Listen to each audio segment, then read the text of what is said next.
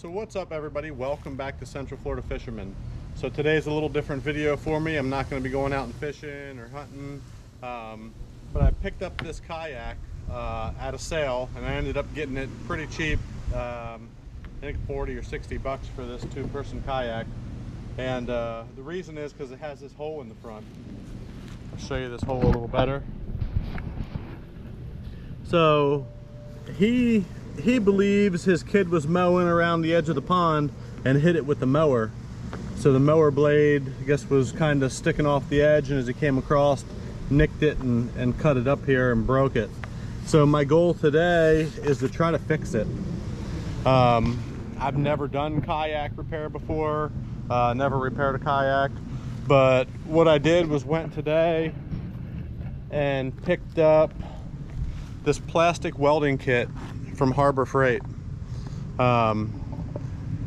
It was $19.99. It comes with some sticks and stuff, but I think what I'm gonna use is a piece of this, which is an old plastic storage drawer I was gonna throw away, but I'm gonna cut a piece out of it, and that's what I'm gonna use to repair the front of this kayak.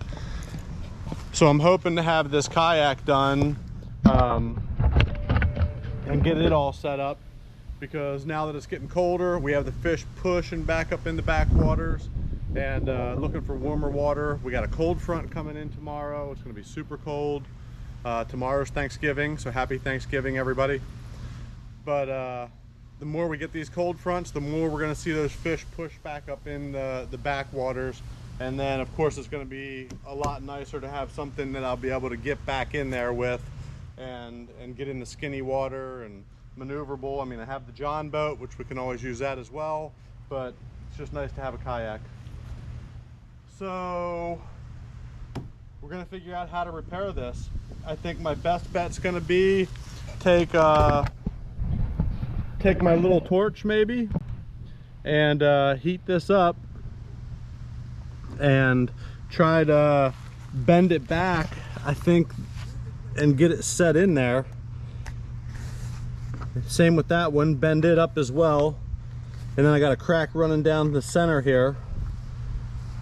So if I can heat that up and get that bent back in there, get this one bent in, it's just gonna be almost like stitching it. And see if we can get it to hold water tight. That's the main thing.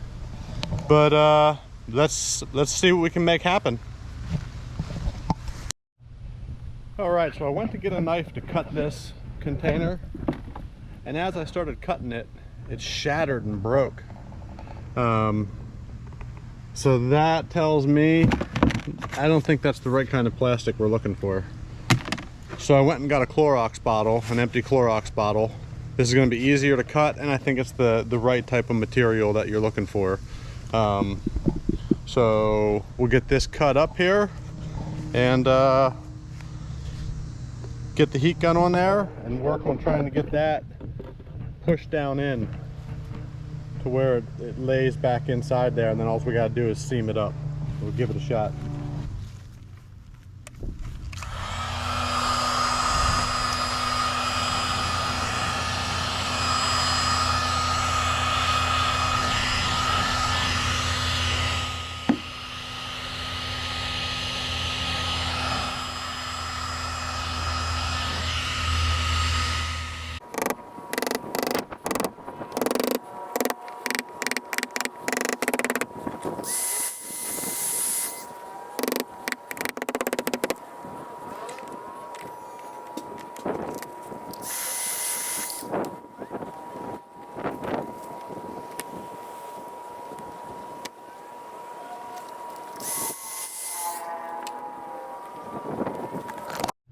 All right, so far so good.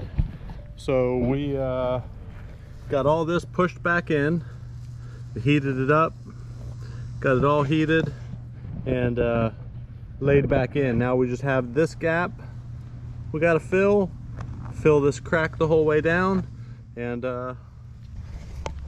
hopefully it's watertight, but we're about to find out here. Let's get moving on this welder. We'll get that unboxed. I'll show you that. Okay, so here's the kit. So open it up. So it's got this little hot iron. So that's gonna heat up, and then we're just gonna use that flat tip to spread and melt the plastic together. So it's got a wire brush. So the wire brush is for keeping this tip clean. When it starts to get black, they say you really have to keep it clean because it's not going to heat and melt together right. So you want that to always be shiny. Comes with these little plastic rods, which we're not going to use. A little stand to keep the little heat gun on there and keep it away from burning anything. Some wire mesh for reinforcement, which I don't think we're going to use the wire mesh because we're just doing a seam. If we had a hole and we were trying to fill the whole hole, then I'd say we'd put the wire over it to make a stronger seam. But as of right now, I don't think we're going to use that. But let's get in this jug cut and try to melt some plastic. And there's our little strip. So we'll take that and we'll start to melt that into there. See if we can start to get that adhering and melting together and covering that. Let's give it a shot.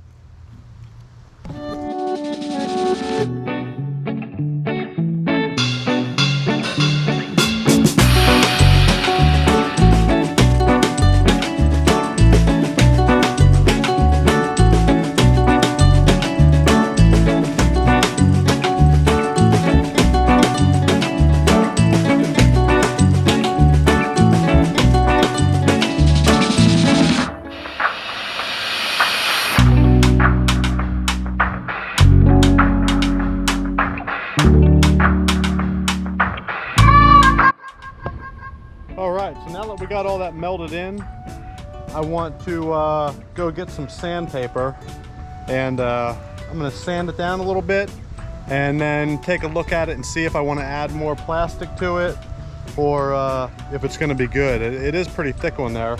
And one thing that I found is when I had the big long strip wasn't working right. The small little pieces, I can start in the middle, get the top stuck, start in the middle and melt it out. That way it sticks. Otherwise it seems to want to, if you're just doing the outside and you don't have that middle melted, it wants to pull. So it wants to move the whole piece. So I think best bet is the smaller pieces, about 1 inch by 1 inch, and take and work those out. I would have liked to have done the big sheet, but the big sheet wasn't gonna work. Maybe if you're doing a big hole and you have the wire mesh on, like over the hole. Let's say you got the hole and you have the wire mesh over it. Maybe if you take a big sheet then and try to melt the outsides, maybe that'll work better. But for this crack sealing, to seal the crack, definitely the smaller pieces. So let me get a piece of sandpaper. We'll sand this down a little bit, see if we can get it smoothed up and see how it looks.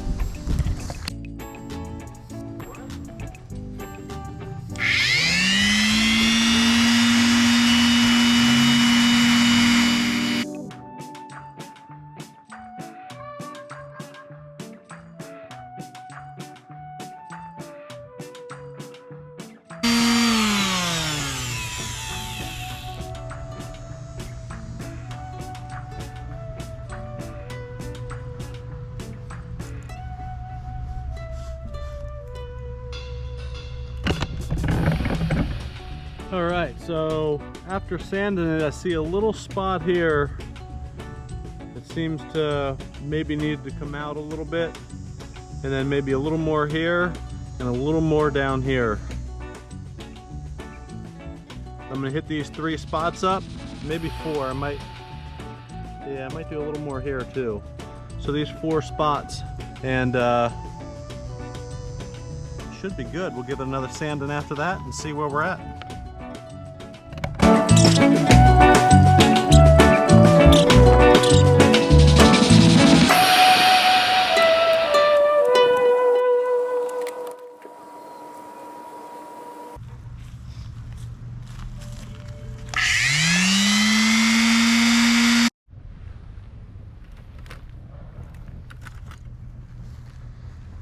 So there it is.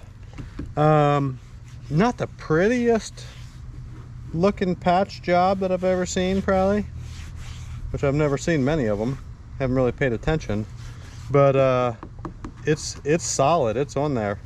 Probably take some paint if you wanted to. If your kayak was like mine's just a faded banana yellow looking color, not even that nice looking, but if you wanted to, you could take some paint and kind of cover that up, or use the same color plastic.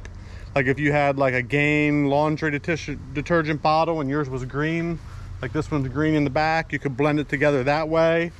So it would kind of probably come out the same color and not be as noticeable. But I'm happy with this. I'm gonna put it down, fill the inside with water, hold it up and see if there's any leaks down here. And I should know then whether or not we have a leak or not, and see if we're ready to take it out on the water. But let's check it out. All right, so let's get this thing lifted off of here.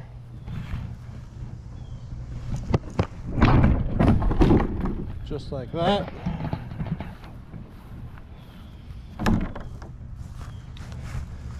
Screw this plug in.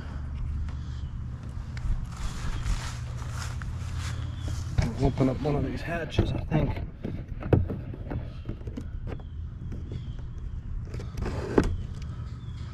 Yeah, right here. So I can run some water in there.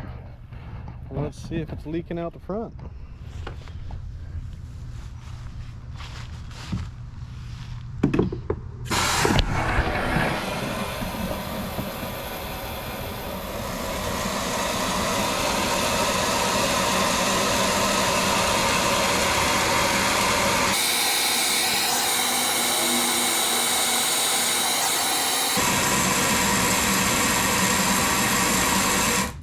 Alright, so we'll lift this side up.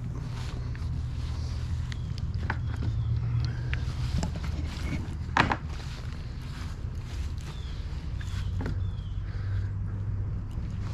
little water run down there. Alright, let's see if we got a leak here.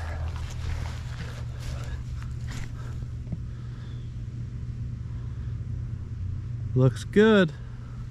That's what I'm talking about.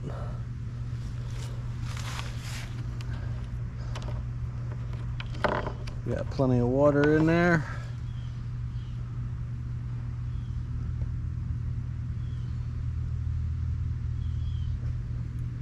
So that'll do it. That little $20 welder seems to do the trick.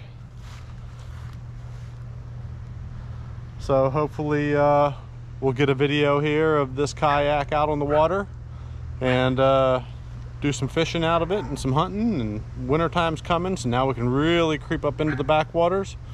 Everybody, thank you so much for watching. Hit that like button, hit that subscribe button. Until the next video, I'm out.